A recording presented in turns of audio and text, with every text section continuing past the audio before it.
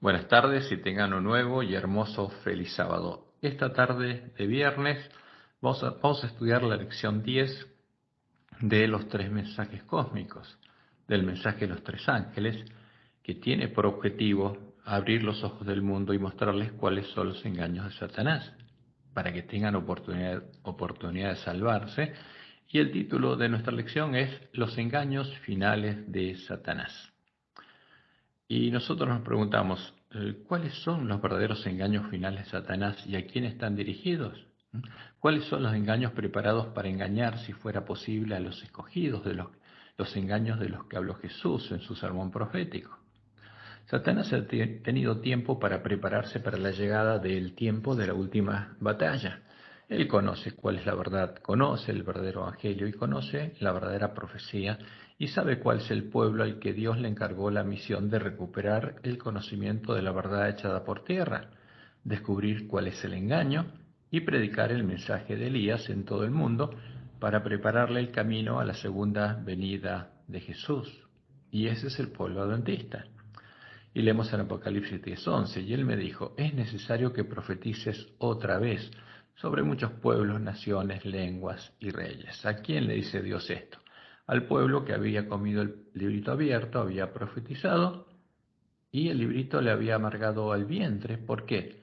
Porque lo que profetizaron no se había cumplido. Ellos pensaban que Jesús iba a venir en 1844, pero no, como Dios le mostró después, no podía venir, porque no conocían la verdad ellos mismos. No habían sido hechos parte del reino de Dios y no habían predicado el verdadero evangelio en el mundo entero. No estaba preparado el camino a la segunda venida de Jesús. Y le empezó a mostrar al pueblo adventista lo que tenía que hacer, como leemos en Primeros Escritos, página 65.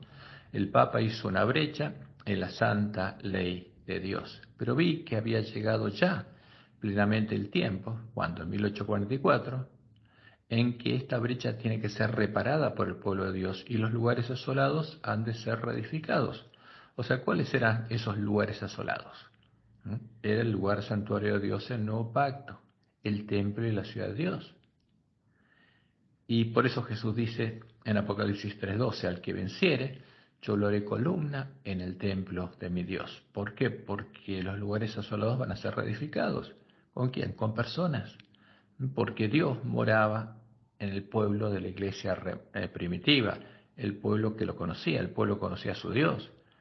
Y estaba cumpliendo en ellos las promesas del nuevo pacto. Estaba escribiendo su ley en la mente y el corazón de ellos. Y por eso Jesús dice, al que venciere, yo lo haré columna en el templo de mi Dios, y nunca más saldré de allí, y escribiré sobre él el nombre de mi Dios. Y ese es el verdadero sello de Dios.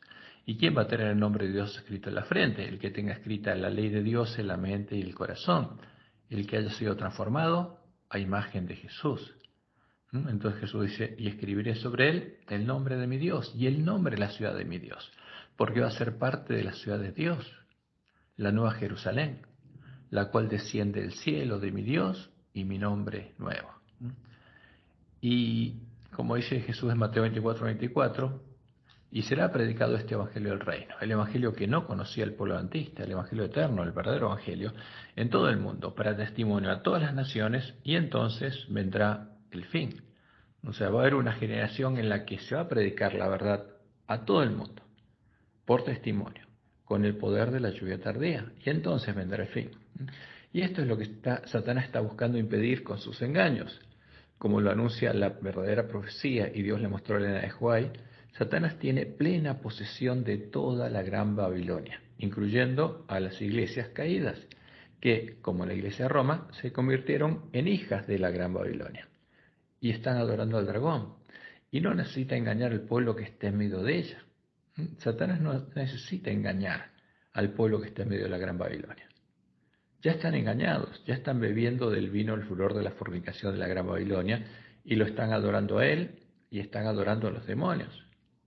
¿A quién necesita engañar Satanás? Satanás necesitaba engañarnos a nosotros, al pueblo de la iglesia remanente, a los llamados a leer, oír y guardar las palabras de la profecía, de los llamados a recuperar el conocimiento de la verdad, a profetizar de nuevo y prepararle el camino a la segunda venida de Jesús. Eso es lo que él tiene que impedir.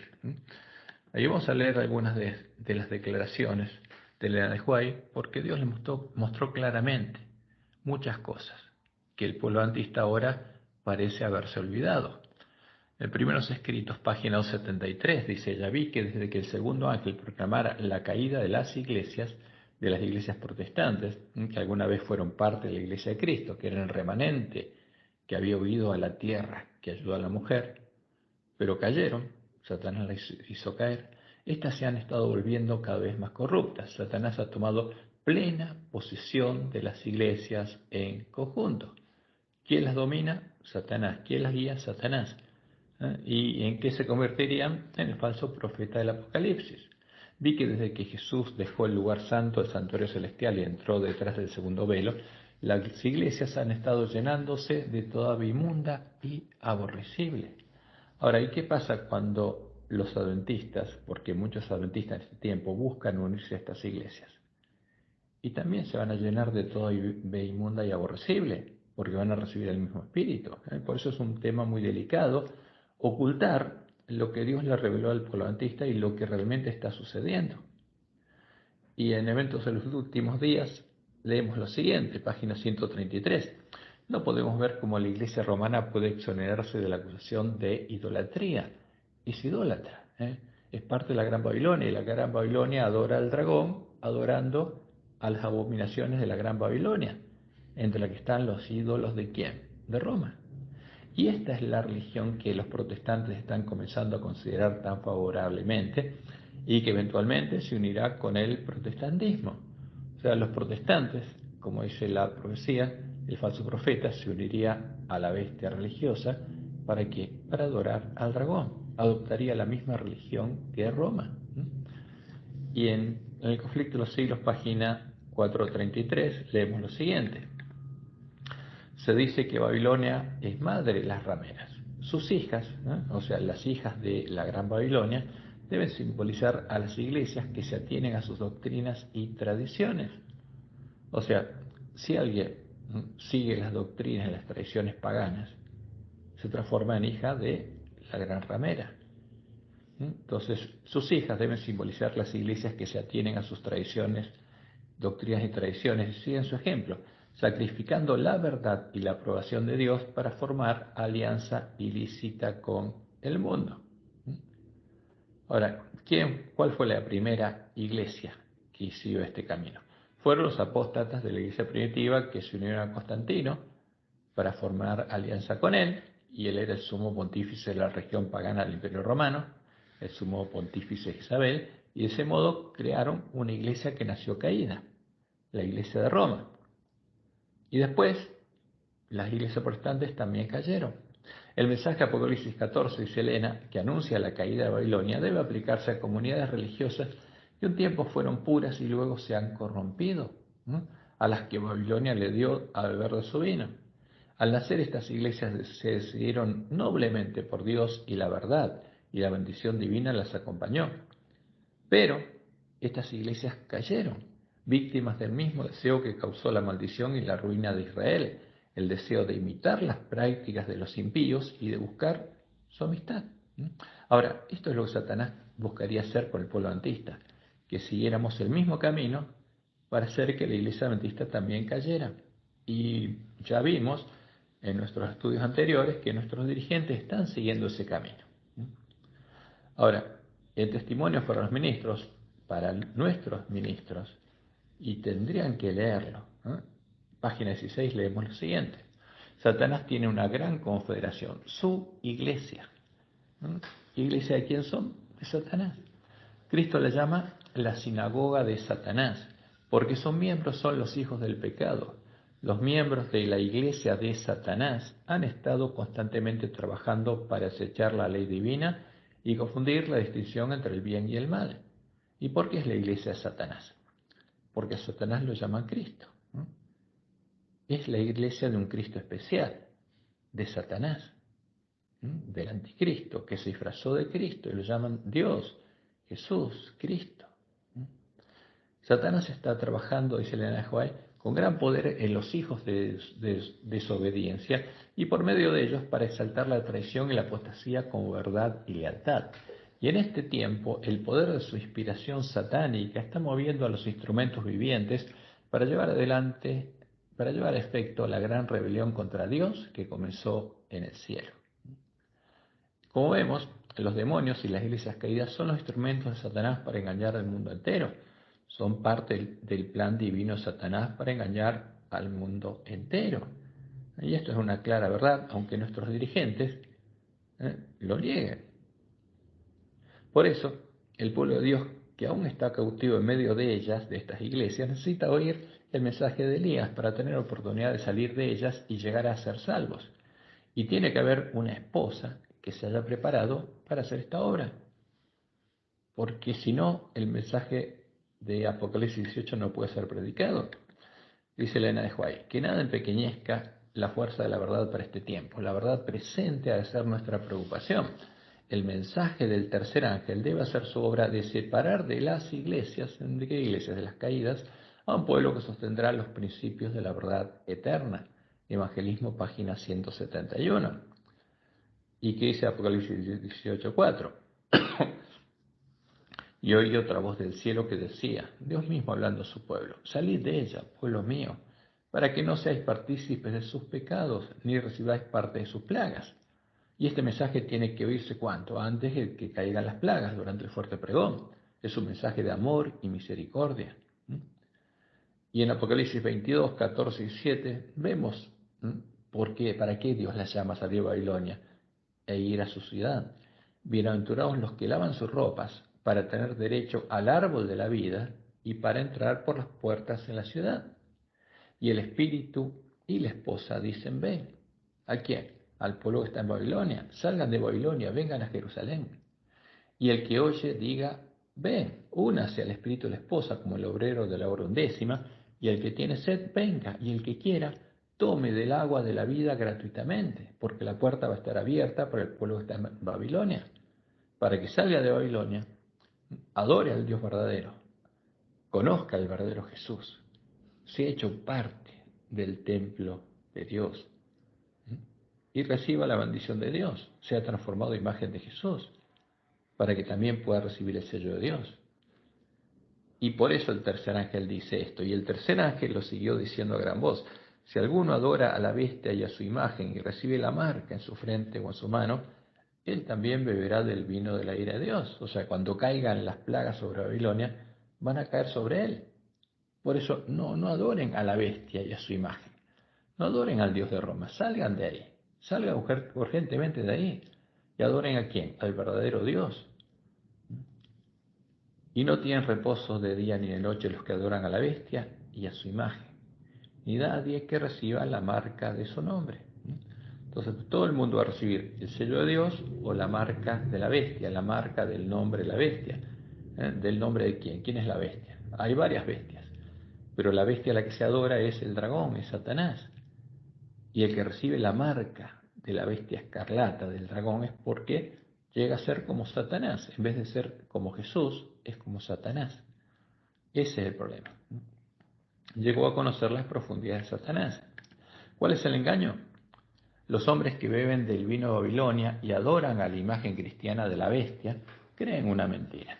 Creen que están adorando al Dios verdadero y al verdadero Jesús, y que reciben al verdadero Espíritu Santo de la promesa, porque lo creen.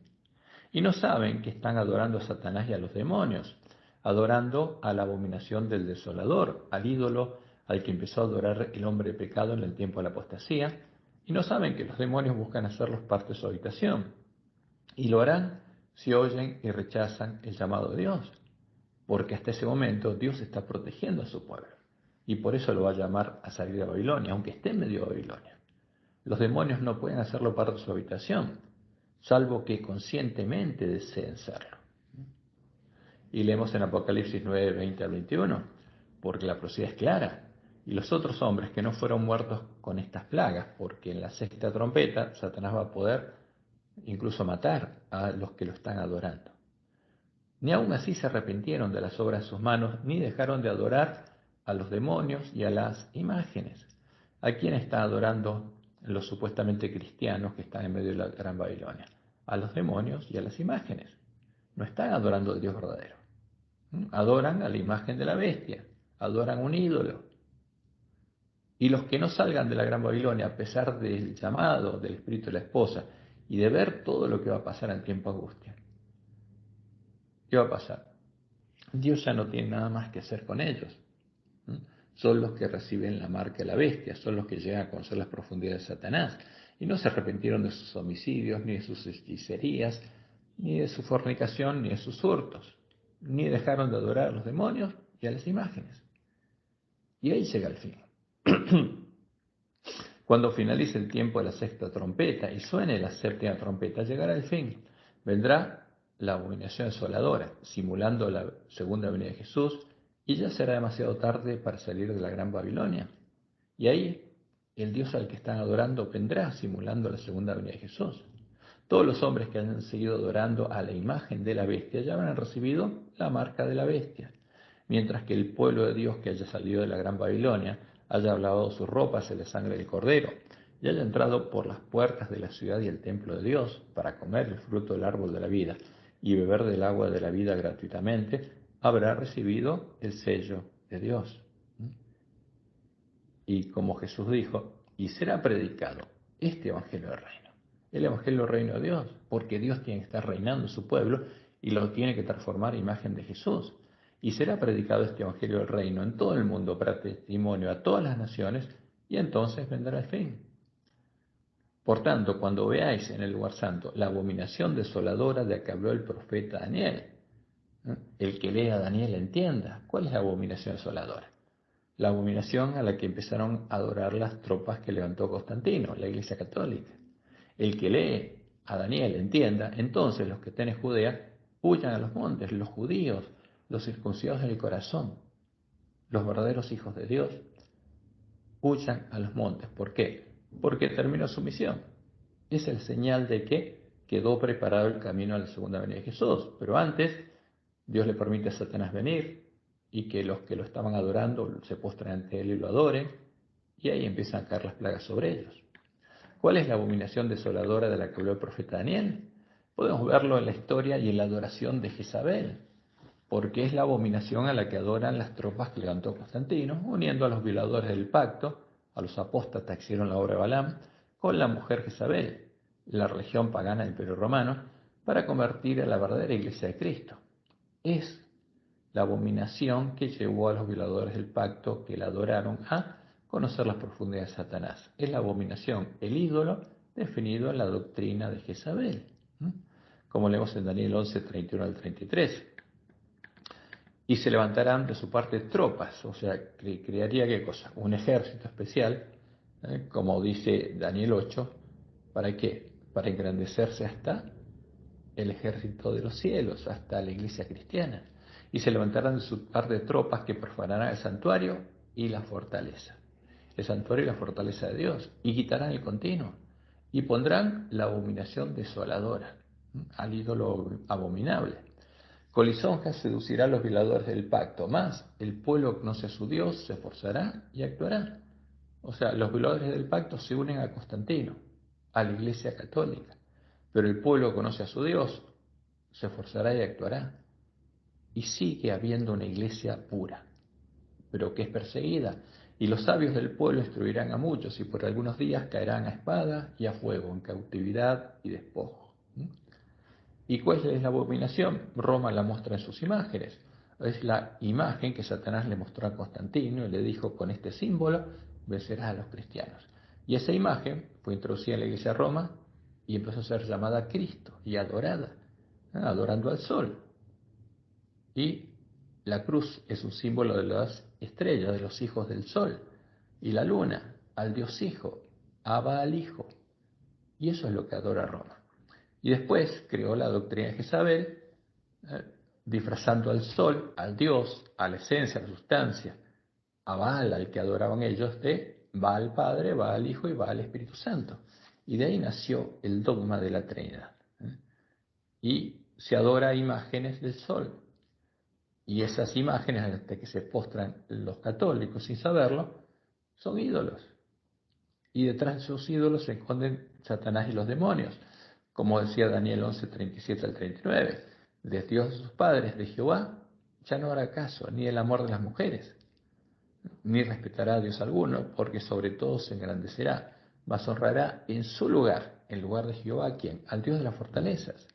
¿Y cuáles son las fortalezas? Son las bestias, son los reinos, son las cabezas del dragón, son los montes sobre los que se sienta la mujer, la ramera.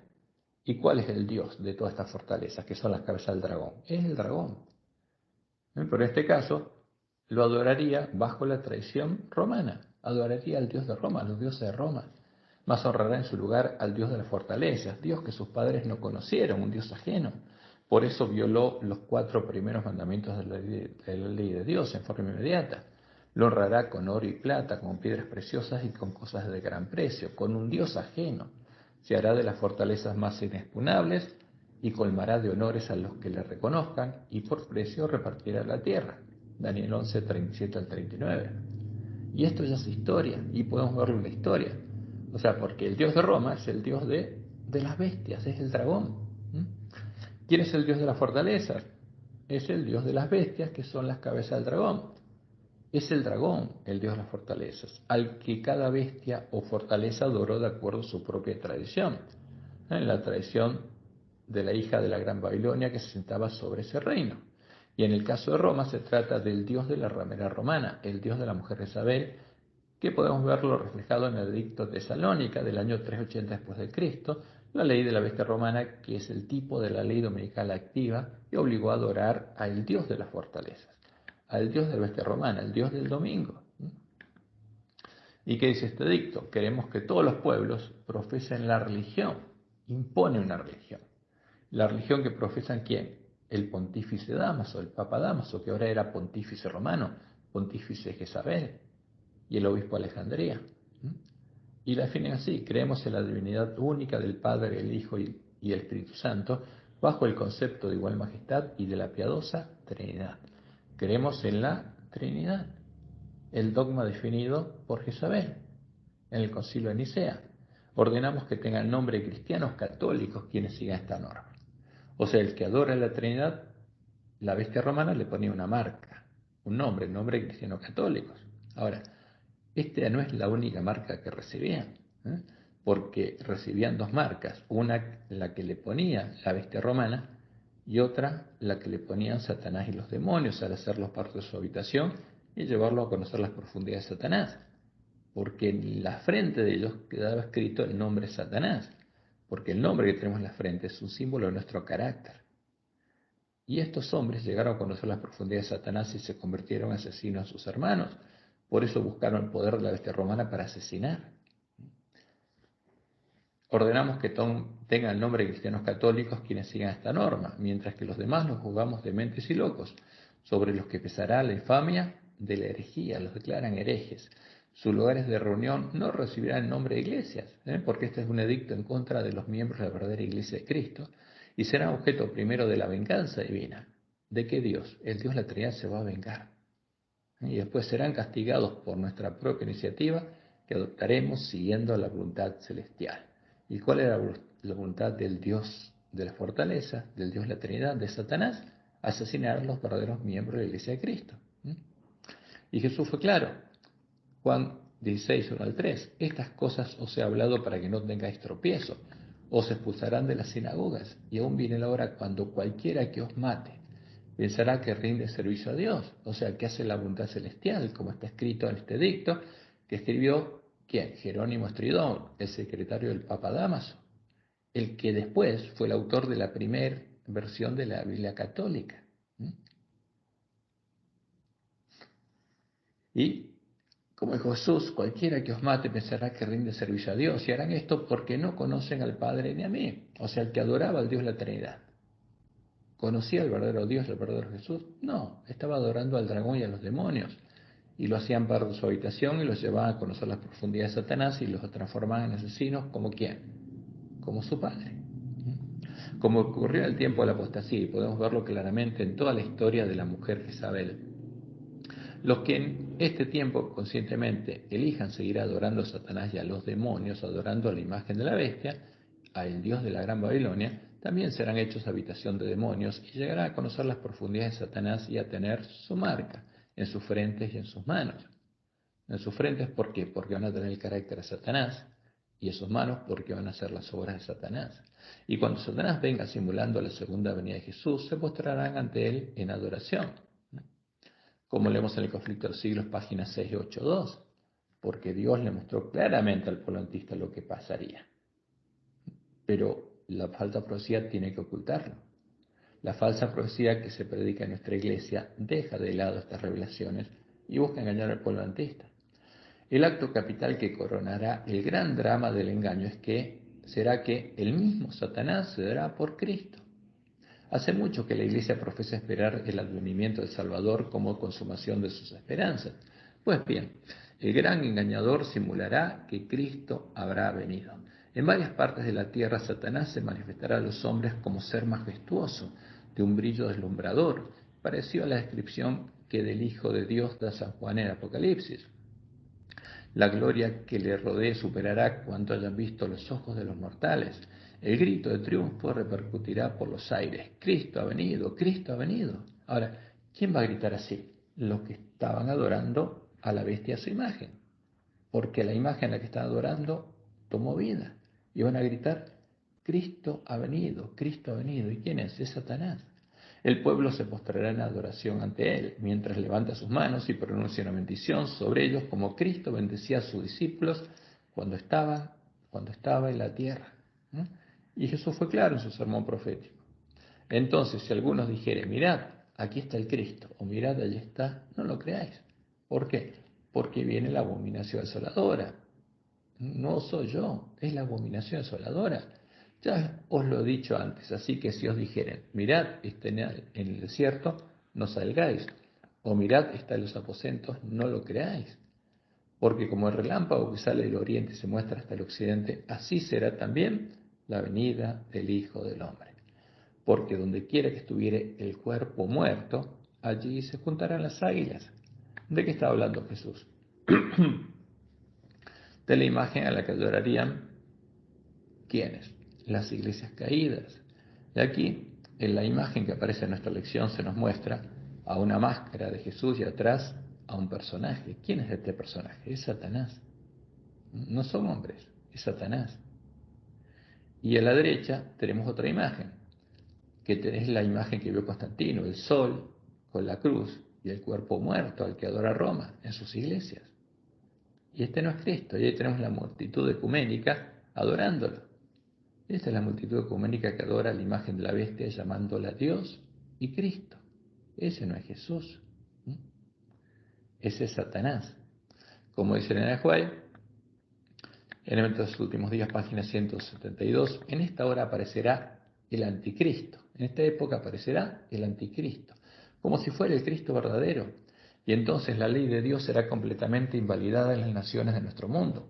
La rebelión contra la santa ley de Dios habrá llegado a su completa maduración. Pero el verdadero director de toda esta rebelión, ¿quién es? ¿Es Jesús? No, es Satanás, vestido como ángel de luz. Los hombres serán engañados y lo exaltarán al lugar de Dios y lo edificarán. Pero la omnipotencia se pondrá contra las iglesias apóstatas que se unan para exaltar a Satanás. ¿Para qué se unen? En la misma idolatría para adorar a Satanás. Ese es el objetivo del ecumenismo, no otro. Pero la omnipotencia se pondrá contra ¿quiénes? Contra las iglesias apóstatas que se unan para exaltar a Satanás y se pronunciará la sentencia. Por lo cual en un solo día vendrán sus plagas, muerte, llanto y hambre, y será quemada con fuego, porque poderoso es Dios el Señor que la juzga. Y eso va a pasar. ¿Y a quién va a estar adorando? A la imagen de la bestia, como apareció en una lección nuestra. Porque la imagen del sol al que adora Roma aparece también en nuestras lecciones ahora. Y ahí está toda esa gran multitud adorando ¿a quién? Al sol, como si fuera Cristo. Y oí otra gran voz que decía desde el templo de los 7 ángeles, id y derramad sobre la tierra las 7 copas del aire de Dios. Fue el primero y derramó su copa sobre la tierra y vino una úlcera maligna y pestilente sobre los hombres que tenían la marca de la bestia y que adoraban su imagen. ¿A quién estaba adorando? A Satanás. ¿Cómo lo llamaban? Cristo. ¿Y qué pasa finalmente? Y esto ocurre en la 6ª plaga. Y la bestia fue apresada y con ella el falso profeta que había hecho delante de ella las señales con las cuales había engañado a los que recibieron la marca de la bestia y habían adorado su imagen. ¿Cómo le llamaban a la imagen? Jesús, Cristo. ¿Mm? ¿Cómo la llaman los lobos vestidos de ovejas en nuestra iglesia? Jesús, Cristo. ¿Cómo es llamada esa imagen en nuestra lección? Cristo. ¿Mm? Estos dos fueron lanzados vivos dentro de un lago de fuego que arde con azufre. Ahora, la revelación de Dios es muy clara y todos tienen que verla a tiempo. ¿Para qué? Para que puedan ser salvos. Como podemos ver, la revelación de cuál es el engaño final de Satanás para el mundo entero es muy clara en la Biblia y en los testimonios de Elena de Juan. Pero no aparece en nuestra lección cuando habla de los engaños finales de Satanás. ¿Por qué? Porque lo que está escrito en nuestra lección es un engaño para el pueblo adventista.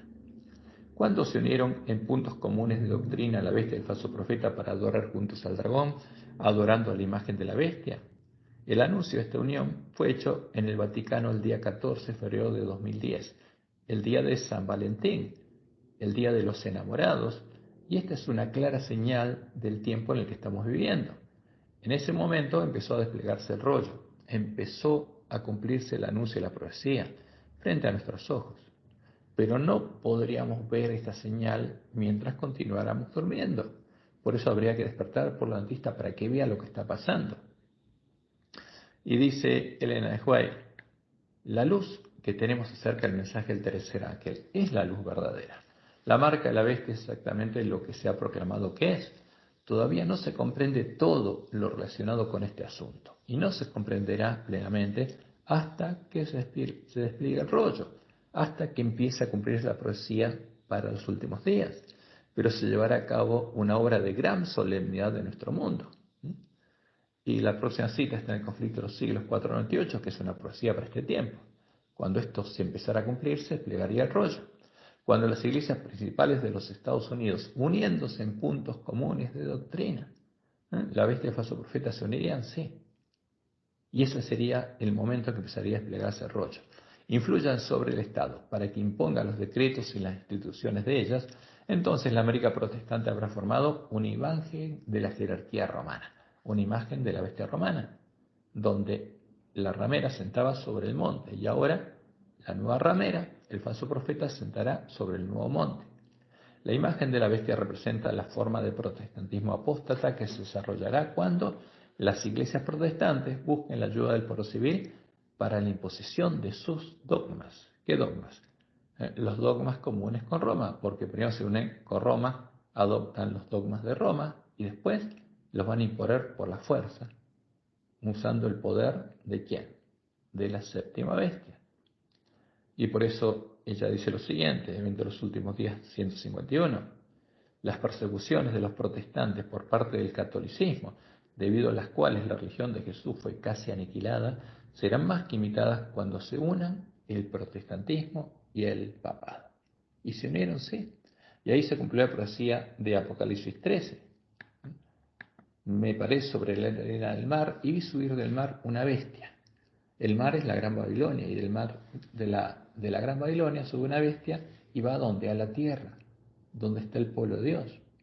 Y vi subir del mar una bestia que tenía 7 cabezas y 10 cuernos. Y en sus cuernos 10 diademas o coronas. Y sobre sus cabezas un nombre blasfemo.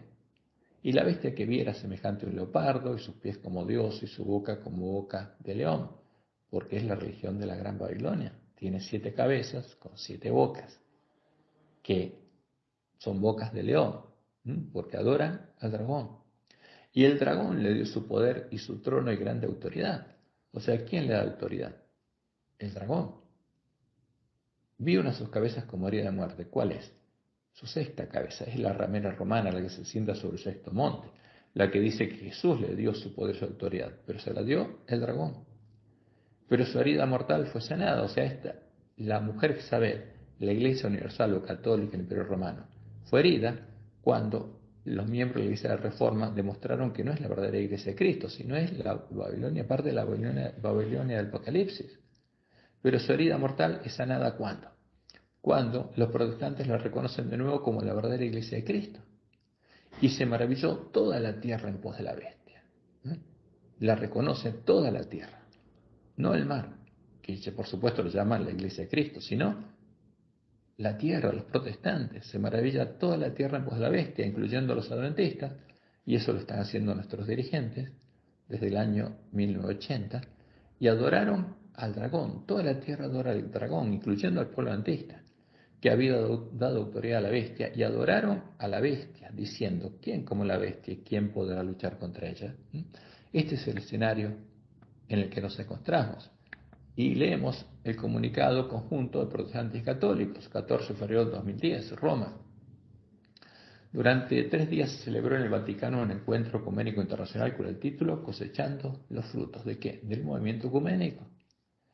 Y el cardenal Caspar, el encargado de Roma del movimiento ecuménico, señaló en referencia al encuentro que los participantes habían afirmado su fundamento común. ¿En qué? Fíjense, ¿dónde construyen sus casas? ¿En el mar o en la tierra? En la arena del mar, lo que une el mar y la tierra. Los participantes habían afirmado su fundamento común en Jesucristo y en la Santísima Trinidad, tal como se expresa en nuestro credo común y en la doctrina de los primeros concilios ecuménicos.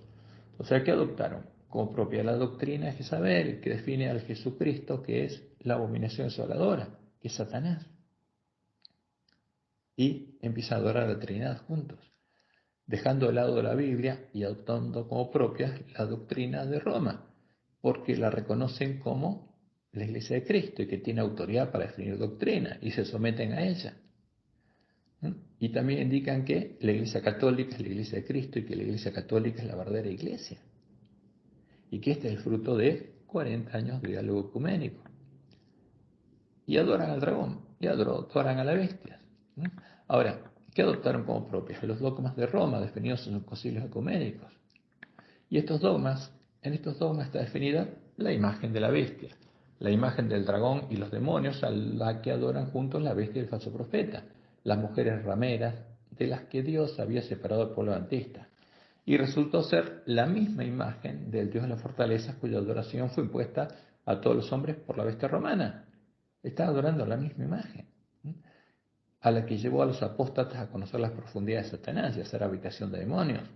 Esta es la imagen cristiana del dragón, la imagen filosófica de Baal definida en la doctrina de Jezabel, a la que el mensaje del tercer ángel nos amonesta a no adorar.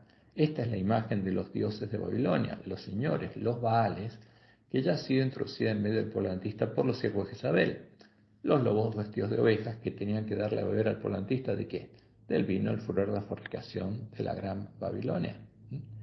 Y aquí tenemos las imágenes del dios Babilonia y tenemos el libro La Trinidad, que explica la creencia fundamental número 2, y con las imágenes paganas que asocian justamente a la Trinidad a los dioses paganos, porque es una doctrina filosófica construida con cosas creadas a los ídolos, que creó la imagen cristiana del dragón.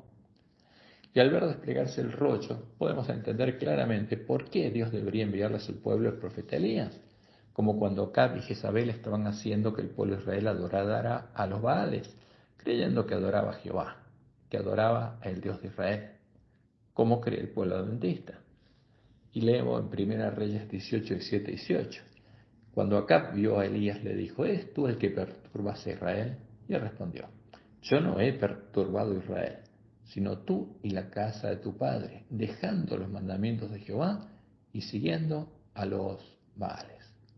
¿A quién están siguiendo a nuestros dirigentes? A los Baales, es así.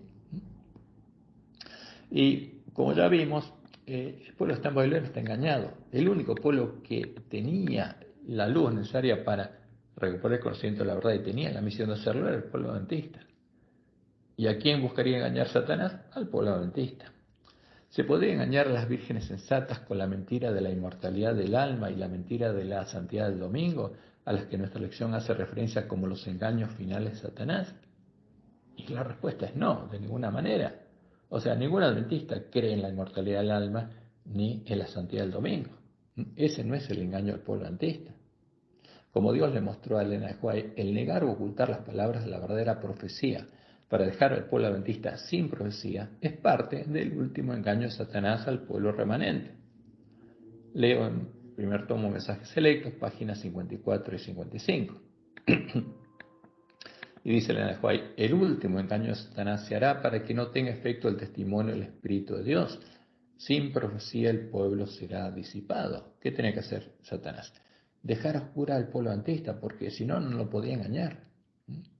Satanás trabajará hábilmente en diferentes formas y mediante diferentes instrumentos para perturbar la confianza del pueblo remanente de Dios en el testimonio verdadero. Satanás solo podría engañar al pueblo adventista dejándolo sin profecía, ocultando las claras revelaciones de Dios y poniendo en su lugar la falsa profecía, como dice Elena en Testimonios para los Ministros, página 409 y 410, en lo que Dios le mostró, después de empezar a adorar a quién, a Satanás llamándolo Cristo, dice, muchos ocuparán nuestros púlpitos sosteniendo en las manos la antorcha de la falsa profecía encendida por la infernal tea satánica, que se predicaría en nuestra iglesia. La falsa profecía creada por Satanás para engañar. Si se albergan dudas e incredulidad, los ministros fieles serán retirados, y si algún ministro empieza a dudar de esa profecía, le van a quitar el púlpito. Los ministros fieles serán retirados de entre aquellos que creen saber tanto, porque se creerían sabios. O si también tú conocieses, dijo Cristo, a lo menos en este tu día, lo que es para tu paz, mas ahora está encubierto de tus ojos. Y eso lo dijo sobre Jerusalén. Y se repetiría sobre el pueblo adventista. Entonces el pueblo adventista quedaría a oscuras, sin la luz de la antorcha que le mostraba cuál es su identidad y cuál es su misión, y sería dirigido en dirección contraria, para que se volviera a unir a las mujeres caídas de las que Dios lo había separado, para que adorara a sus dioses y fuera hecho parte de la sinagoga de Satanás, ¿no? Y sería guiado hacia ese destino por la luz de la falsa profecía encendida en la infernal tea satánica. Lo que Satanás desea y debe impedir a toda costa, y empeñaría todas sus fuerzas en lograrlo, es que el pueblo adventista complete su primer trabajo, recupere el conocimiento de la verdad echada por tierra, conozca la verdad y sea predicado el mensaje de Elías al pueblo de la iglesia remanente. Este se prepare y llegue a ver una esposa que vaya con Jesús a predicar el fuerte pregón del mensaje del tercer ángel. Y para lograrlo, necesita impedir que el pueblo de la iglesia remanente descubra ¿qué cosa? El engaño, recupere el conocimiento de la verdad y los lugares asolados sean reedificados. Y leo en Testimonios para los Ministros, páginas 50 y 51. Dice Elena, en el mundo existe solamente una iglesia que está actualmente en la brecha reparando el muro, reedificando las ruinas. ¿Cuántas hay que son parte del plan de Dios? Una sola, y era la iglesia adventista. El mundo entero está lleno de odio hacia los que proclaman que la ley de Dios está en vigencia, y la iglesia leal a Jehová debe sostener un conflicto no común. ¿Contra quiénes? ¿Contra los hombres? No. Porque no tenemos lucha contra carne y sangre, citando a Pablo, ¿contra quiénes? ¿Quiénes estaban tratando de impedir que el pueblo adventista cumpla su misión? Contra principados, contra potestades, contra los gobernadores de las tinieblas de este siglo, contra huestes espirituales de maldad en las regiones celestes. Los mismos que se habían levantado en contra de la iglesia primitiva estaban luchando y están luchando en contra del pueblo adventista. ¿Qué pasaría si el pueblo adventista recuperaba el conocimiento de la verdad, se preparaba, recibía el sello de Dios y era hecho parte de la esposa del Cordero? La mujer vestida de sol habría vuelto a dar a luz, la que dio a su primogénito, a Jesús, y después a sus hermanos, habría vuelto a dar a luz en este tiempo, habría dado a luz a los 144.000 sellados, a los que la profecía identifica como el resto de la ascendencia de la mujer. Ellos habrían vencido y Satanás ya no los podría engañar ni vencer. Habrían quedado fuera del alcance del poder de Satanás, habrían llegado a ser las primicias de la esposa del Cordero. Los lugares asolados habrían sido reedificados, habría un templo de Dios de nuevo, donde el pueblo de Dios podría entrar, y el ejército de Jesús habría quedado preparado para ir con él a la batalla de Armagedón. Y leemos en Apocalipsis 7, 1 al 4. Después de esto había 4 ángeles en pie sobre los 4 ángulos de la tierra que detenían los 4 vientos de la tierra, para que no soplase viento alguno sobre la tierra, ni sobre el mar, ni sobre ningún árbol. ¿Cuándo empezó a suceder esto? Cuando llegó el tiempo del fin y Dios retuvo los vientos. ¿Y hasta cuándo los detendría? Vi también a otro ángel que subía de donde sale el sol y tenía el sello del Dios vivo. Y clamó a gran voz a los 4 ángeles a quienes se le había dado el poder de hacer daño a la tierra y al mar. Y esto es importante, hay 4 ángeles que van a hacer daño a la tierra y al mar. Y son los 4 ángeles que tocan las primeras 4 trompetas, diciendo, no hagáis daño, no hagan sonar la trompeta a la tierra, ni al mar, ni a los árboles, hasta que hayamos sellado en sus frentes a los siervos de nuestro Dios. Porque el pueblo de Dios es sellado antes del comienzo del tiempo de angustia. Y oí el número de los sellados, 144.000 sellados de todas las tribus de los hijos de Israel. ¿Y qué dice el Enejuel? Satanás sabe que tiene poco tiempo y que el sellamiento de los santos los colocará fuera del alcance de su poder. En el tiempo de angustia no los va a poder tocar él, como claramente dice la profecía, pero va a incitar a los impíos a que los maten. Satanás ya no podrá engañar a sus escogidos, a las primicias de la esposa del Cordero, y el Cordero y ella lo vencerían indefectiblemente en el día de la batalla de Armagedón. O sea, si Satanás permite que los lugares asolados sean reedificados, ¿qué pasaría? Está perdido, porque la profecía se tiene que cumplir. Y esa es la misión del pueblo adventista. O sea, en 1844 Dios llama al pueblo adventista, le da la misión de reparar la brecha hecha por el Papa a la Santa Ley de Dios. Pero ¿qué pasa? En el tiempo de tardanza, como Jesús lo anunció, todas las vírgenes cabecean y se duermen. Y vamos a ver lo que pasa ahí. Pero saldrían despertadas por el clamor de medianoche, y ahí conocerían la verdad, y los lugares solados serían reedificados, y las vírgenes sensatas se prepararían, y cuando llegara el día de la batalla estarían preparadas. Habría 144.000 columnas del templo de Dios, y ellas irían con el Cordero a predicar el fuerte pregón del mensaje del tercer ángel, a predicar el Evangelio del Reino en todo el mundo, hasta que llegue el fin y Satanás simula la segunda venida de Jesús. Por eso, para impedir esto, ¿a dónde iría Satanás? Al comienzo, a impedir que el primer trabajo del pueblo adventista fuera hecho, que descubriera el engaño, y después a perseguir a los que descubrieran el engaño para que no pudieran darle el alimento a tiempo a sus hermanos. Y Jesús dice aquí, yo vengo como ladrón, bienaventurado el que vela y guarda sus ropas, para que no ande desnudo y vean su vergüenza. Y los reunió en el lugar que en hebreo se llama Armagedón. Entonces, cuando Jesús viene como ladrón, es cuando empieza el tiempo de angustia, cuando empieza el tiempo de predicar el fuerte pregón. Y ahí está la batalla de Armagedón, un tipo de que Armonte, Megiddo. El monte que estaba en Megiddo, ¿cuál era? El lugar donde Elías se enfrentó a los profetas de Baal, el monte Carmelo. Y como dice Elena de White, todo el mundo estará de un lado o del otro del asunto en litigio. O sea, por un lado va a estar la bestia, el falso profeta y todas las rameras de la tierra y todos los reyes de la tierra. Y por el otro, ¿quién van a estar? Los sellados, haciendo la obra de Elías. Todo el mundo estará de un lado o del otro del asunto en litigio. Tendrá lugar la batalla del Armagedón y ese día no debe encontrar a ninguno de nosotros durmiendo. Debiéramos estar completamente despiertos como vírgenes prudentes, que tenemos aceite en nuestras vasijas y en nuestras lámparas. El poder del Espíritu Santo debe estar sobre nosotros y el capitán de las huestes del Señor estará en la cabeza de los ángeles del cielo para dirigir la batalla. ¿Quién va a la batalla? Nosotros tenemos que ir con Jesús, pero tenemos que estar preparados. ¿Y qué pasa en ese momento? Como dice Apocalipsis 7:14, ¿pelearán contra quién? Contra el verdadero Jesús. O sea, la bestia del falso profeta está adorando a alguien y lo llaman Jesús, pero adoran a Satanás y lo llaman Jesús. Y pelearán contra el verdadero Cordero. Y el Cordero los vencerá, porque Él es quien, Señor de señores y Rey de reyes. Es el Dios verdadero, el único Dios verdadero, es Jehová, el Dios de Israel, el verdadero Jesús. Y el Cordero los vencerá, porque Él es Señor de señores y Rey de reyes, y los que están con Él son llamados y elegidos y fieles. O sea, Jesús va a pelear junto a los llamados, a los elegidos y fieles, a los 144.000 sellados.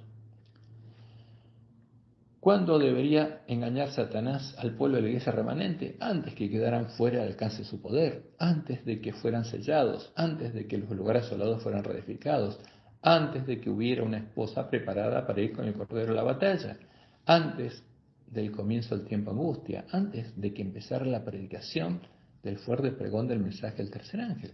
y el pueblo que está cautivo en medio de la gran Babilonia escuchara el fuerte pregón y fuera advertido de cuál es el lugar en el que se encuentra, cuál es el engaño y qué tiene que hacer para llegar a ser salvo y recibir la bendición prometida por Dios a los obreros de la hora undécima. Eso es lo que tiene que impedir Satanás. ¿Y cuándo tiene que engañar al pueblo antista? Y antes que conozca la verdad. ¿Cuál sería el momento ideal para hacerlo? Cuando todas las vírgenes, a las que sería semejante al reino de los cielos, todas cabecearan, cerraran sus ojos a la luz de sus lámparas y se durmieran. Como anunció Jesús, Mateo 25, 1 al 5. Entonces, el reino de los cielos será semejante ¿a quién? A 10 vírgenes que tomando sus lámparas salieron a recibir al esposo. El reino de los cielos, la iglesia remanente, son las 10 vírgenes del pueblo adventista. Y tratándose el esposo, ¿qué pasó? Cabecearon todas y se durmieron. Todo el pueblo adventista se durmió. Ahora, ¿qué haría Satanás cuando el pueblo adventista se durmiera? Enviaría a nosotros lobos vestidos de ovejas. Los enviaría al campo de padre familia, al pueblo de la iglesia remanente, para que sembraran la semilla de la cizaña, para que engañaran al pueblo de la iglesia remanente, para que le dieran a beber del vino del furor de la fornicación de la gran Babilonia y le hicieran creer en el falso evangelio, en la falsa profecía, y lo hicieran adorar a la imagen de la bestia. Y esto es lo que Jesús predicó, Mateo 13, 24 al 30. Les refirió otra parábola diciendo, el reino de los cielos es semejante a un hombre que sembró buena semilla en su campo. O sea, el reino de los cielos son las vírgenes. ¿Y ahí qué pasa? Dios sembraría buena semilla. Pero mientras dormían los hombres, mientras las vírgenes dormían, ¿qué pasaría? Vino su enemigo y sembró cizaña entre el trigo y se fue. Y cuando salió la hierba, o sea, cuando empieza a germinar la hierba y dio fruto, entonces apareció también la cizaña. Aparecen plantas porque al comienzo la hierba es todo igual y después se ve que tiene diferentes frutos. Vinieron entonces los siervos del padre de familia y le dijeron, Señor, ¿no sembraste buena semilla en tu campo? ¿De dónde pues tienes cizaña? ¿Quién la sembró? Y él les dijo, un enemigo ha hecho esto. ¿Quién sembraría la cizaña? El enemigo. Y los siervos le dijeron, ¿quieres pues que vayamos y la arranquemos? Y él les dijo, no sea que al arrancar la cizaña arranquéis también con ella el trigo. Dejad crecer juntamente lo uno y lo otro hasta la siega. Déjenlos crecer. Van a crecer juntos, ¿qué cosa? El trigo y la cizaña. Y al tiempo de la siega yo diré a los segadores, recoged primero la cizaña y atadla en manojos para quemarla, pero recoged el trigo en mi granero. Como resultado de la siembra de la semilla de la cizaña, los siervos de Satanás, los lobos vestidos de ovejas, habrían puesto delante de nosotros a el falso Jesús, a la puerta ancha, por la que se entra a la sinagoga de Satanás, a la habitación de demonios, y el camino espacioso que lleva a la perdición, que lleva a conocer las profundidades de Satanás. Por esa causa Jesús nos advierte que no entremos por esa puerta y que lo busquemos a Él hasta encontrarlo. Porque cuando fuéramos despertados, ¿qué Jesús tendremos delante? ¿Qué Jesús tiene delante el ángel de la Odisea? El mismo Jesús al que adoran las iglesias caídas, a la abominación asoladora, que es la imagen de Satanás. Y Jesús nos dice claramente en Mateo 7, 15 al 27, entrad por la puerta estrecha, porque ancha es la puerta. Hay otra puerta que es ancha, y espacioso el camino que lleva a la perdición. No lleva al Padre, no lleva a la salvación, lleva a la perdición. Y muchos son los que entran por ella, muchos van a ser engañados, porque estrecha es la puerta y angosto el camino que lleva a la vida, y pocos son los que la hallan. Tendremos que buscarla, no estaría frente a nuestro, no sería predicada en la iglesia, no sería predicada en el folleto de nuestra lección, en el que aparecería la puerta ancha junto al falso evangelio y la falsa profecía. Y por eso Jesús dice, muchos van a entrar por ella. Muchos, y estos muchos, cuando Él venga, me dirán en aquel día, Señor, Señor, ¿no profetizamos en tu nombre? O sea, ¿no profetizamos en nombre de Jesús? Y en el nombre de Jesús echamos fuera demonios, y en tu nombre hicimos muchos milagros. Porque van a recibir poder para hacer milagros incluso. ¿Y quién se los va a dar? Jesús, no. Entonces les declararé, nunca os conocí. Apartados de mí, hacedores de maldad. hijos del padre maldad. ¿Por qué? Porque siguieron el camino espacioso y llegaron a conocer las profundidades de Satanás. Se transformó en sus hijos. Cualquiera pues que me oye estas palabras y las hace, le compararé a un hombre prudente. O sea, Jesús dejó estas palabras para que las podamos oír. Y el que las oye y las hace, el que busca hasta encontrar la puerta estrecha y entra por ella, le compararé a un hombre prudente que edificó su casa sobre la roca, sobre Jehová. Descendió lluvia y vinieron ríos y soplaron vientos. O sea, ¿bien quién? La falsa lluvia. Vienen los espíritus de demonios y golpearon contra aquella casa y no cayó, porque estaba fundada sobre la roca. Y esto es lo que pasa en el Saranteo, como Dios le mostró a Anahuay. Pero cualquiera que me oye estas palabras y no las hace, le compararé a un hombre insensato que edificó su casa sobre la arena, en el mismo lugar que la bestia y el falso profeta. Y descendió lluvia y vinieron ríos, soplaron vientos y dieron con ímpetu contra aquella casa. Y cayó. Y le hicieron los demonios parte de su habitación. Y fue grande su ruina. Eso es lo que Jesús nos advierte. Cuando ponemos línea sobre línea a las palabras de Jesús, la profecía es clara. ¿Qué nos está diciendo Jesús? Que tengamos mucho cuidado con lo que va a pasar. ¿Qué va a pasar en nuestro tiempo? En nuestro tiempo, el reino de los cielos, el campo del padre de familia, somos nosotros, las vírgenes que salieron a recibir al esposo, los miembros de la iglesia remanente. Y eso es claro, no hay duda. En el tiempo de tardanza, mientras todas las vírgenes dormían, mientras los siervos del padre de familia dormían, entró el enemigo, enviando a los siervos de Jezabel vestidos de ovejas, y sembró en nuestros corazones la semilla de la cizaña, la doctrina de la cual nacen las plantas de la cizaña. Puso delante nuestro a la puerta ancha y el camino espacioso que lleva a la perdición. Puso la comida y la bebida de la mesa de los borrachos, la comida y la bebida de la mesa de Jezabel. Esa es la causa por la que Babilonia habría caído y el mensaje del segundo ángel habría vuelto a ser verdad presente, por lo que hizo quien Babilonia, la mujer Jezabel, junto al dragón, mientras el pueblo de Dios dormía. Y como Dios le mostró claramente en el Juan, tercer tomo Mensajes Selectos, página 454, habrá aún entre nosotros mercenarios y lobos con piel de oveja, que tratarán de persuadir al rebaño de Dios a que ofrezca sacrificios a otros dioses antes que a Dios. Los lobos con piel de oveja, ¿quiénes son? Los siervos de Jezabel, que ella manda. Y los mercenarios, los que se unen a ellos por plata, ¿no? Como en el tiempo de Jezabel, los que saben que están predicando la mentira, pero lo hacen por plata. Y dice Elena White, advierto a nuestro pueblo que incluso entre nosotros algunos se apartarán de la fe y seguirán a espíritus seductores y doctrinas de demonios, y por ellos la verdad será difamada. Ocurrirá una obra maravillosa. Los ministros, abogados y médicos que han permitido que esas falsedades rijan su espíritu de discernimiento serán los mismos engañadores unidos a los engañados. Una ebriedad espiritual se apoderará de ellos. ¿Quedarían ebrios? ¿De qué? Con el vino de Babilonia. O sea, a la imagen que apareció en la lección de la semana pasada, y vemos a esta mujer bebiendo la copa, no es lo que ella hace. Esa copa se la daría a beber al pueblo de Dios. Por eso habría caído. Como dice Apocalipsis 14:8, oía otro ángel le siguió diciendo, ha caído Babilonia, la gran ciudad, porque ha hecho beber a todas las naciones del vino del furor de su fornicación. ¿Y cuál es la única que no lo había bebido? El pueblo adventista. Entonces, cuando los lobos entran en medio del pueblo adventista, traen la comida y la bebida de los borrachos, y se la dan a comer y a beber al pueblo adventista, y ponen delante nuestra la puerta ancha y siembra la semilla de la cizaña, entonces cae Babilonia. Y Babilonia cae mientras nosotros dormimos. Y ya cayó. Porque cuando nos damos cuenta que se une la bestia y el falso profeta, y los puntos comunes de doctrina son los que ya introdujeron en la iglesia adventista, es porque Babilonia ya cayó. Y estamos en el tiempo de la última generación, porque ya ha hecho beber a todas las naciones del vino del furor de su fornicación. Como consecuencia, en medio del pueblo adventista estarían las abominaciones de Babilonia, las abominaciones que Dios anunció en Ezequiel 8. El problema no sería la adoración en el día del sol ni la creencia en la inmortalidad del alma.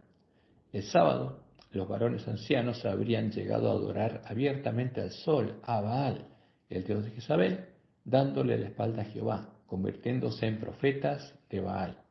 Entonces Dios enviaría a su pueblo el profeta Elías y empezaría el sellamiento de los miembros de la iglesia remanente, los habitantes de Jerusalén, el tipo de la iglesia militante. Y leo en Ezequiel 8:16, porque hay 4 pasos de las abominaciones, y esos 4 pasos se han seguido en nuestra iglesia. Pero esto es el final.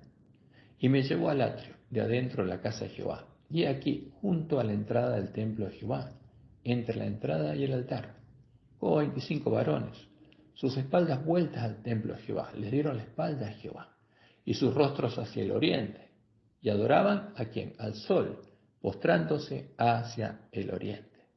En nuestra lección dice que esto ocurrió en Israel, pero aunque hubo idolatría en Israel, esto es lo que Dios le mostró a Ezequiel que ocurriría en el tiempo por el sellamiento de su pueblo, porque no ocurrió en el tiempo de Ezequiel. Es una profecía para el tiempo del fin, como dice Ezequiel 9. Y la gloria del Dios de Israel se elevó de encima del querubín sobre el cual había estado, al umbral de la casa, y llamó Jehová al varón vestido de lino que tenía a su cintura el tintero escribano. ¿Quién es este varón? Es un símbolo de Jesús y del tiempo de sellamiento, de la última generación de la iglesia remanente. Y le dijo Jehová, pasa por en medio de la ciudad, por en medio de Jerusalén. Por Babilonia no, por en medio de su pueblo.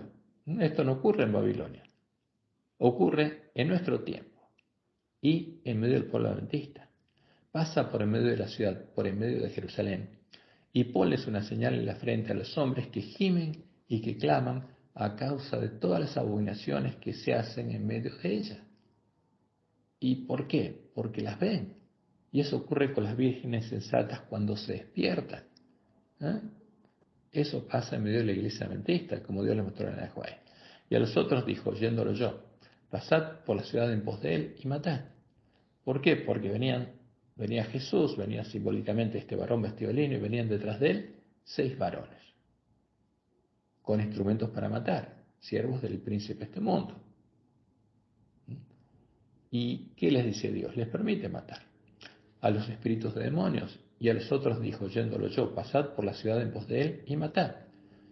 ¿Qué significa esto? Significa hacer a esa persona parte de su habitación, de la sinagoga de Satanás, como Dios le mostró en Joel la visión del zarandeo, como Jesús dijo, que vienen ríos. No perdone vuestro ojo, ni tengáis misericordia. Matad a viejos, jóvenes y vírgenes, niños y mujeres, hasta que no quede ninguno. Pero a todo aquel sobre el cual hubiere señal, no os acercaréis, no lo pueden tocar. Quedaron fuera del alcance de Satanás y los demonios, y comenzaréis por mi santuario. Comenzaron pues desde los varones ancianos que estaban delante del templo. O sea, porque el sellamiento empieza por quién? Por el pueblo de Dios, pero primero por nuestros dirigentes y nuestros pastores. Y los varones ancianos incluyen a nuestros ancianos, a los que son oficiales de nuestra iglesia, porque es un tema muy delicado y nuestra vida depende de esto, porque todos estaríamos adorando al sol. ¿Y dónde estaríamos? ¿En el templo de Dios? No, porque fue echada por tierra la verdad y el pueblo de Dios no lo conocería. Estaríamos en el atrio con los gentiles, adorando junto a ellos, junto a la vista del falso profeta, al sol, al Dios de Roma, al Dios que, digamos, fue levantado en medio de la iglesia cristiana por Constantino, a la abominación asoladora, al que es la puerta ancha del camino espacioso que lleva a la perdición. Y eso es lo que anuncia la profecía. Y es la palabra profética más segura y se está cumpliendo en nuestra iglesia. Estamos en el atrio, no en el templo de Dios, y no podemos ser juzgados hasta que entremos al templo de Dios, adorando al sol. Y dice Elena, tomando estas palabras de Ezequiel, inspirada por Dios, notemos con cuidado este punto. Aquellos que reciben la marca pura de la verdad, que el Espíritu Santo está en ellos, los que son sellados, son los que se angustian y lloran por todas las abominaciones que se cometen, ¿donde? En la iglesia, en Jerusalén. Porque Jerusalén es un tipo de la iglesia adventista. En especialmente en la hora final de la iglesia, dice ella, en el tiempo del sellamiento de los 144.000 que permanecerán sin mancha ante el trono de Dios. ¿De dónde son sellados? De la iglesia adventista, son 144.000 adventistas. Los llamados, elegidos y fieles son adventistas del séptimo día, los que se angustian y lloran al ver las abominaciones que se cometen en la iglesia y actúan. Especialmente en la hora final de la iglesia, revela Gerald del 23 de septiembre de 1873, en el tiempo de sellamiento de los 144.000 que permanecerán sin mancha ante el trono de Dios, sentirá más profundamente los errores del pueblo elegido de Dios. Porque van a arreglar sus lámparas, van a conocer la verdad y van a darse cuenta de todas las mentiras y los errores que hay en la iglesia y de las abominaciones. Ahora, y el santo, el verdadero Jesús, ¿quién es? Es la puerta estrecha. Cuando Jesús dice, busquen la puerta estrecha hasta encontrarla, búsquenme a mí. ¿No? Porque por esta puerta se entra al templo de Jehová. Y Jesús es el camino angosto que lleva a la vida, el verdadero Jesús. Mientras que el falso Jesús, la abominación asoladora, es la puerta ancha por la que se entra a la sinagoga de Satanás y es el camino espacioso que lleva a la perdición. Y en Salmos 118, 19 al 23 leemos la siguiente profecía, que se cumplió. Abridme las puertas de la justicia, entraré por ellas, alabaré a Jehová. Esta es puerta de Jehová, por ella entrarán los justos. ¿Cuándo se abrió? Cuando Jesús venció. Cuando Jesús venció y Dios pintó las puertas, justamente los postes y el dintel de su casa con la sangre del Cordero, para que por esa puerta entraran todos los que creyeran que Jesús había tomado su lugar en el atrio y que ellos podían tomar el lugar de Jesús en la casa de Dios. Por ella entrarán los justos, te alabaré porque me has oído y me fuiste por salvación. La piedra que se echaron los edificadores ha venido a ser cabeza del ángulo. O sea, cuando Jesús venciera, Él sería la cabeza del ángulo del templo de Jehová en el nuevo pacto. De parte de Jehová es esto y es cosa maravillosa a nuestros ojos. Y en Juan 19 Jesús dice, yo soy la puerta. ¿Cuál es la puerta de la justicia por la que se entra a la presencia de Jehová? Yo soy.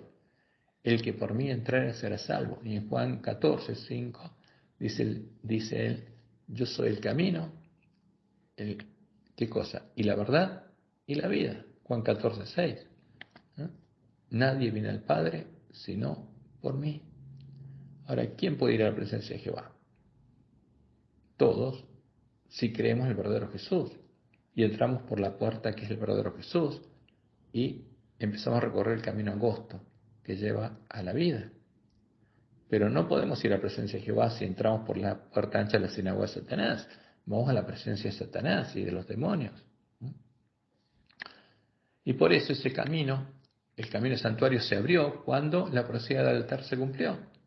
O sea, los gentiles están ahí adorando una imagen y adorando el sol, pero el pueblo de Dios sabe que la profecía del altar se cumplió y hay un camino y que la fuente está disponible y uno puede lavar sus ropas, ser vestido con vestiduras blancas y entrar por la puerta abierta, la puerta estrecha a la casa de Dios, para nacer de Dios y para que Dios empiece a transformarlo en imagen de Jesús y finalmente, cuando llegue a ser vencedor, lo ponga en la mesa de los panes de la proposición, como un pan sin levadura, como Jesús, ungido con aceite, que es parte de la esposa del Cordero.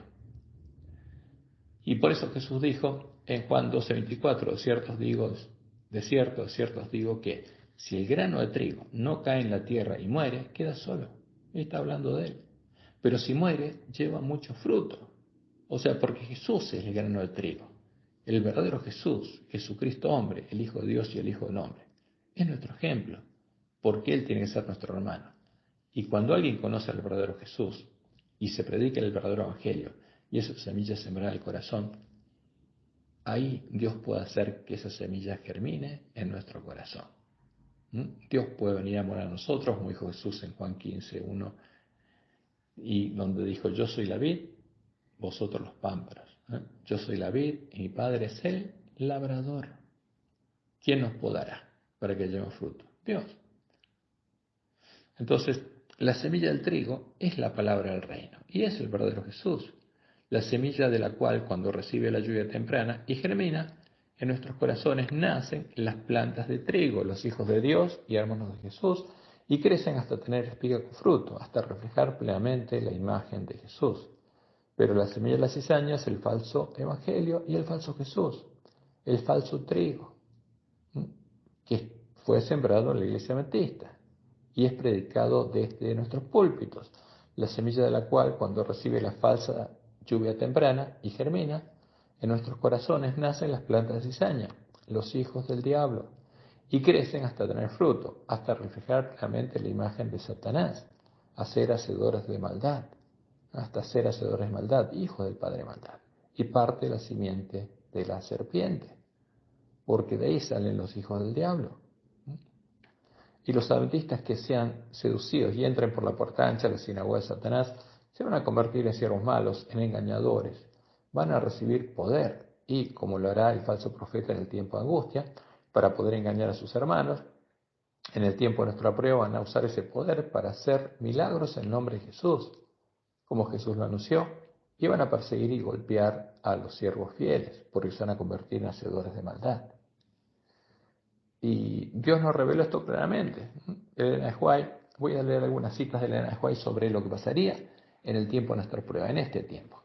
Entre las trampas más temibles del gran seductor figuran las enseñanzas engañosas y los fementidos milagros del espiritismo. Disfrazado como ángel de luz, el enemigo tiende sus redes donde menos se espera. Si tan solo los hombres quisieran estudiar el libro de Dios orando fervientemente por comprenderlo, no serían dejados en las tinieblas para recibir doctrinas falsas, contrarias a la palabra de Dios. Pero como rechazan la verdad, o sea, al no querer estudiar la Biblia, rechazan la verdad, resultan presa fácil para la seducción, porque no podemos ser seducidos si no creemos en doctrinas falsas. Solo podemos ser seducidos si creemos en la mentira. Y eso se estaría predicando en nuestra iglesia. Y como dice Pablo a Timoteo en su segunda epístola, capítulo 3, versículos 12 y 13, y también todos los que quieran vivir piadosamente en Cristo Jesús padecerán persecución. O sea, cuando alguien siembra la verdadera semilla, va a ser perseguido. Más los malos hombres y los engañadores irán de mal en peor, engañando y siendo engañados. Y esto va increyendo en este tiempo. Y dice Elena, entre los últimos días, página 173, la forma como Cristo obró consistió en predicar la palabra y en aliviar los sufrimientos mediante obras milagrosas de curación. Pero se me ha dicho que hoy no podemos obrar en la misma forma. O sea, ¿qué le dijo Dios a Elena? Que Él no iba a obrar por medio nuestro de cómo obró por Jesús o por los apóstoles. ¿Por qué? Porque Satanás ejercerá su poder realizando milagros. Y Dios no es un Dios de confusión. No va a ser una pelea de quién hace más milagros. Dios no los va a hacer. No los va a hacer. Por eso le dice a Elena, los siervos de Dios de hoy no podrían obrar mediante milagros porque se realizarán obras espurias de curación que se harán pasar por divinas. Por eso van a profetizar en nombre de Jesús. ¿Y lo profetizado se va a cumplir? Sí. ¿Van a echar fuera demonios en nombre de Jesús y los demonios aparentemente se van a ir? Sí. ¿Van a hacer milagros en nombre de Jesús? Sí. ¿Quiénes? Los que entren por la puerta ancha. Y los que entren por la puerta estrecha, Dios dijo que no, que van a predicar solamente la palabra, para que el que oiga pueda tener la verdadera fe, porque con los milagros se va a engañar. Y por eso dice Elena de White, en los últimos días, página 173, el pueblo de Dios no hallará seguridad en la realización de milagros, porque Satanás los imitará. La próxima cita, también de los últimos días, dice ella, pronto ocurrirán escenas maravillosas con las cuales Satanás estará estrechamente relacionado. La palabra de Dios declara que Satanás obrará milagros, hará enfermar a la gente y después quitará repentinamente de ella su poder satánico. Eso hará que se considere sanados a los enfermos. Estas obras de curación aparente pondrán a prueba a quién, a los adventistas. Van a ocurrir en nuestra iglesia. ¿Para qué? Para buscar seducirnos y hacernos entrar por la puerta ancha, para que creamos que el que tiene poder, tiene el poder de Dios. Por eso Dios nos advirtió que eso lo hará Satanás y no Él. Próxima cita, algunos adventistas del séptimo día serán tentados a recibir estas cosas portentosas como si procedieran de Dios. Los enfermos se harán ante nosotros, ocurrirán milagros ante nuestros ojos. Y esto va a ser cada vez más, cuando Dios se lo permita, cuando el clamor de medianoche alcance a la iglesia, Satanás va a empezar a actuar y a hacer milagros. Y la próxima cita, también dentro de los últimos días, página 173, si aquellos por medio de quienes se realizan curaciones están dispuestos en vista de estas manifestaciones a excusar su descuido de la ley de Dios y prosigan desobedeciendo, sigan adorando la imagen de la bestia, aunque tengan poder en todo sentido, tal cosa no significa que posean el gran poder de Dios. Por el contrario, dice Elena, es el poder obrador de milagros del gran engañador. ¿Por qué? Porque la iglesia adventista, como Jesús lo anunció en Apocalipsis 3:9, va a haber una sinagoga. Y como Dios le mostró en Juan. He aquí, dice Jesús, yo entrego de la sinagoga de Satanás a los que se dicen ser judíos y no lo son, sino que mienten. He aquí, yo haré que vengan y se postren a tus pies y reconozcan que yo te he amado. Y como Dios le mostró en el Juan, eso va a ocurrir después de la resurrección especial en el tiempo de la sexta plaga, donde los apóstatas que engañaron al pueblo adventista, los ministros apóstatas, van a reconocer su obra. ¿No? Y los adventistas engañados, los impíos que fueron engañados y no quisieron oír la verdad, le van a dar su castigo. Y lo que Dios le mostró a Juan es terrible. Por eso este es el tiempo en que tenemos que oír la verdad. ¿A quién? Todos los ministros en primer lugar, porque son los que son sellados primeros o dejados en manos de los espíritus demonios. Y todos los adventistas.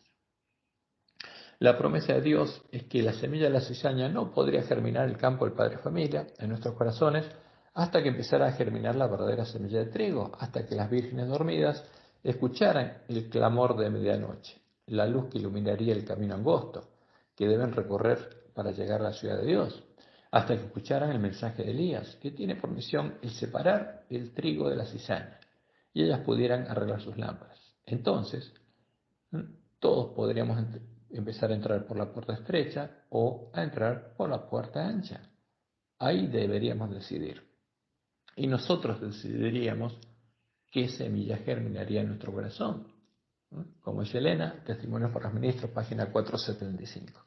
La profecía debe cumplirse. El Señor dice, he aquí, yo os envío el profeta Elías, antes que venga el día de Jehová, grande y terrible.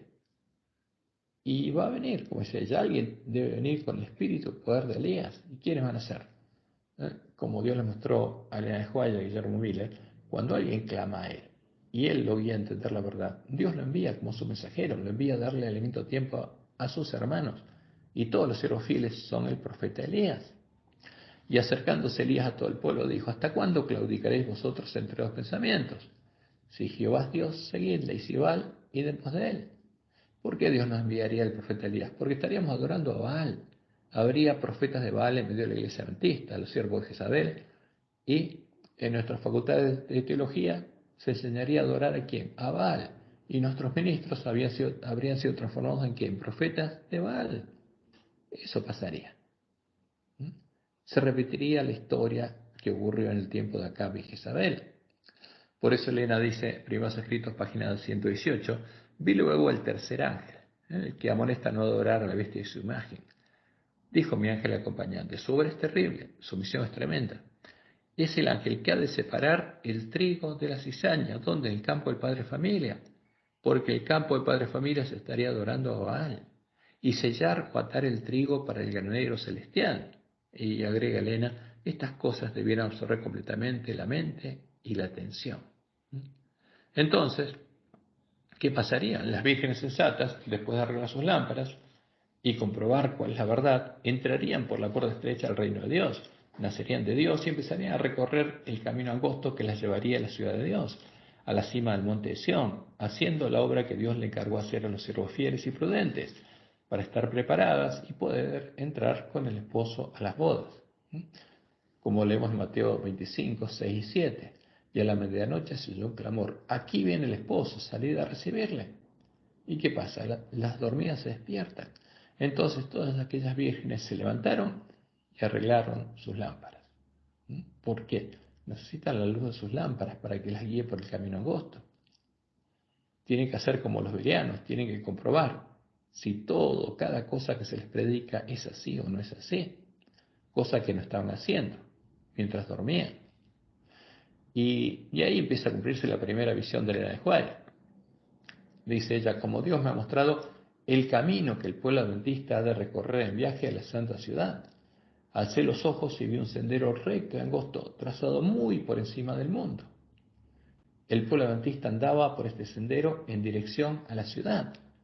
¿A dónde va el camino angosto? A la ciudad de Dios, a la Nueva Jerusalén, para que alguien llegue a la ciudad de Dios y entre con el esposo a las bodas. Y a la ciudad que se veía en su último extremo, en el comienzo del sendero, detrás de los que ya andaban, había una brillante luz que, según me dijo un ángel, era el clamor de medianoche.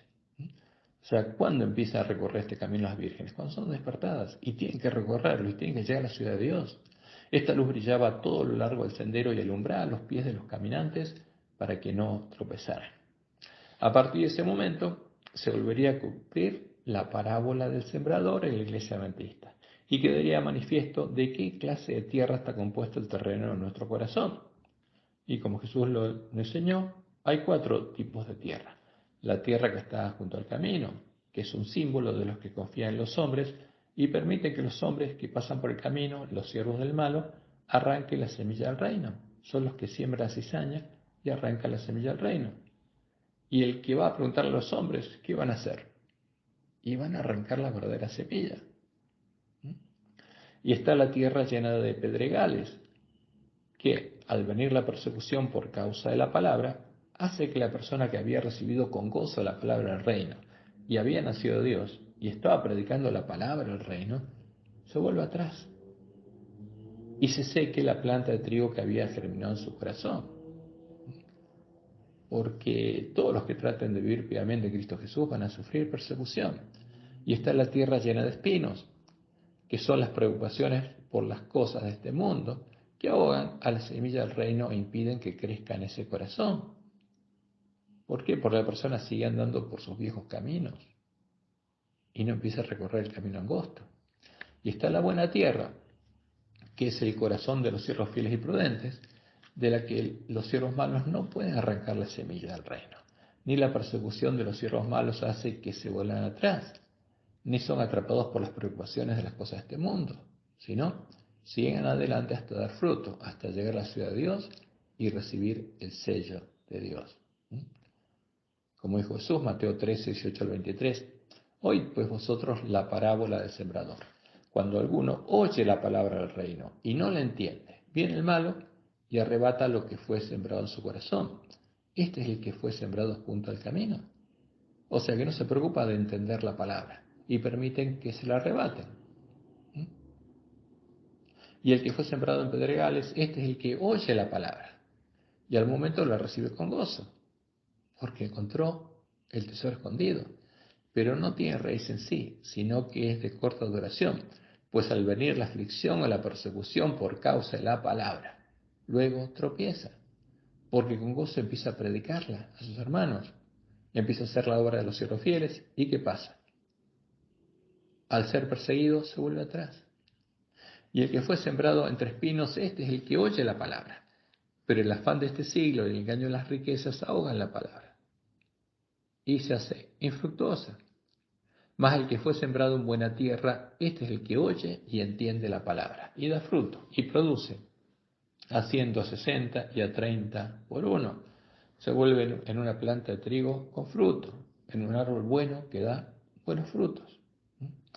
Y la separación de las plantas de trigo y de cizaña con fruto, recién se hará al final del tiempo nuestra prueba, porque crecemos juntos en la iglesia, el trigo y la cizaña, hasta que viene la cosecha final, cuando finaliza el llamado de Jesús al ángel de la Odisea y llega a su fin el tiempo de las 7 iglesias, el tiempo de la iglesia militante, porque hasta ahí va a llegar el tiempo de la iglesia adventista como parte de la iglesia remanente.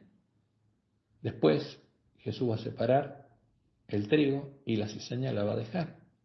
Y luego de esta separación llegará el día de Jehová, comenzará el tiempo de angustia, y los sellados recibirán la lluvia tardía para poder iluminar la tierra con la gloria de Jehová. Y en ese tiempo la única iglesia de Cristo va a quedar, va a ser la iglesia triunfante. La esposa del Cordero, los 144.000 sellados que van a ir con él a la batalla. Y por eso Jesús nos dice en Mateo 24, 45 al 51, ¿quién es pues el siervo fiel y prudente al cual puso su Señor sobre su casa para que les dé el alimento a tiempo? ¿A quién Dios le da el alimento para que se lo dé a sus hermanos? ¿Qué va a hacer? ¿Se los va a dar o al venir la persecución se va a volver atrás? Bienaventurado aquel siervo al cual, cuando su Señor venga, le haya haciendo así. De cierto os digo que sobre todos sus bienes le pondrá. Pero si aquel siervo malo dijera en su corazón, mi Señor tarda en venir, y comenzara a golpear a sus consiervos, y aún a comer y a beber con los borrachos, y se emborracha con el vino de Babilonia, vendrá el Señor de aquel siervo en día que éste no espera y a la hora que no sabe, y lo castigará duramente, y pondrá su parte con los hipócritas. Allí será el lloro y el crujir de dientes. Y escuchemos esto, porque lo mismo Jesús dice de la cizaña, porque los siervos malos son la cizaña y los siervos buenos el trigo. Y en su parábola sobre la cizaña, Mateo 13, 40 al 43, él dice, de manera que como se arranca la cizaña y se quema en el fuego, así será el fin de este siglo, cuando llegue al fin el tiempo de la iglesia militante, porque ahí es separado el trigo de la cizaña. Y la cizaña ya no es más parte de la iglesia de Cristo. Enviaré el Hijo del Hombre a sus ángeles y recogerán de su reino a todos los que sirven de tropiezo y a los que hacen iniquidad y los echarán en el horno de fuego. Allí será el lloro y el crujir de dientes de los siervos malos.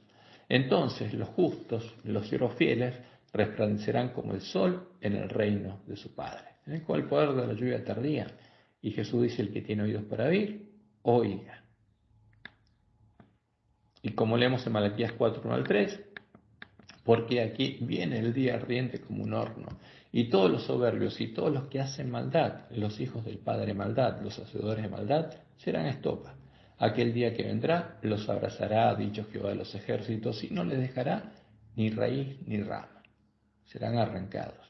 Mas a vosotros, los que teméis mi nombre, a los que temen a Jehová, nacerá el sol de justicia, y en sus alas traerá salvación, y saldréis y saltaréis como becerros de la manada. Hollaréis a los malos, viene la batalla de Armagedón, ¿y quién va a triunfar? Hollaréis a los malos, los cuales serán ceniza bajo las plantas de vuestros pies, en el día en que yo actúe, ha dicho Jehová de los ejércitos. Y en la profecía de Ezequiel 9 vemos que solo Ezequiel es sellado.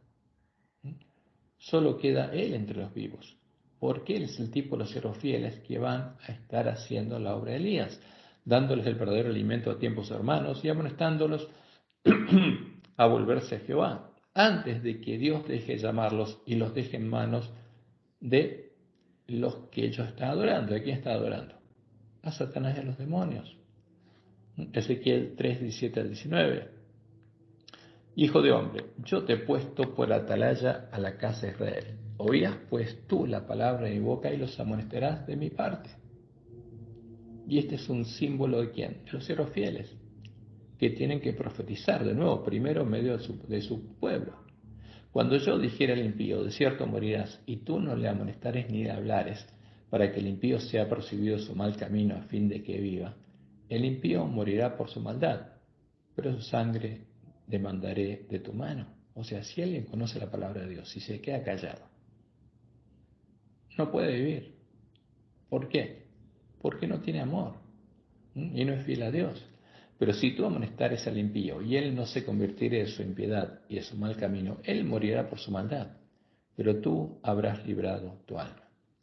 Y en Ezequiel 33, 11, Jehová le dice a Ezequiel, diles, vivo yo, dice Jehová el Señor, que no quiero la muerte del impío, sino que se vuelva el impío de su camino y que viva. ¿Para qué es el mensaje a su pueblo? Para que viva, para que vea lo que está pasando y viva. Volveos de vuestros malos caminos. ¿Por qué moriréis, oh casa de Israel? ¿Por qué moriréis, oh ángel de la Odisea? Y en Ezequiel 9 vemos lo siguiente. Dice, cuenta Ezequiel, aconteció que cuando ellos iban matando y quedé yo solo. ¿Qué pasa cuando pasa el varón vestido de lino? ¿A quién sella? Solo Ezequiel. Y el resto mueren todos. Aconteció que cuando ellos iban matando y quedé yo solo, me postré sobre mi rostro y clamé y dije, Ah, Señor Jehová, ¿destruirás a todo el remanente de Israel derramando tu furor sobre Jerusalén? Y me dijo, la maldad de la casa de Israel y de Judá es grande sobremanera, pues la tierra está llena de sangre y la ciudad está llena de perversidad. La iglesia está llena de perversidad. Y ahora estamos viendo mucha perversidad. Porque han dicho, ha abandonado Jehová la tierra y Jehová no ve. Así pues haré yo, mi ojo no perdonará, ni tendré misericordia. Haré recaer el camino de ellos sobre sus propias cabezas. Los voy a dejar en manos de lo que ellos adoran, en manos de Satanás y de los demonios. Y esto es algo que todo el pueblo tiene que oír y a tiempo. ¿Para qué? Para que pueda salvar su vida. Porque este es el llamado de amor de Dios al remanente de su pueblo. El llamado que todos debemos oír a tiempo. Este es el llamado de Dios. Y nuestra misión es predicarlo y justamente preocuparnos por recibir la bendición de Dios, para ser hechos parte del templo de Dios, recibir el sello de Dios y poder ir con Jesús a predicar el fuerte pregón del mensaje del tercer ángel. Y por supuesto, ¿quién lo va a hacer?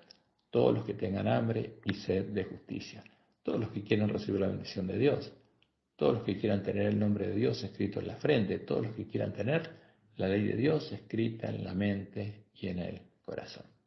Que Jehová te bendiga y te guarde y te guíe a toda verdad y que tengas un hermoso y bendecido sábado.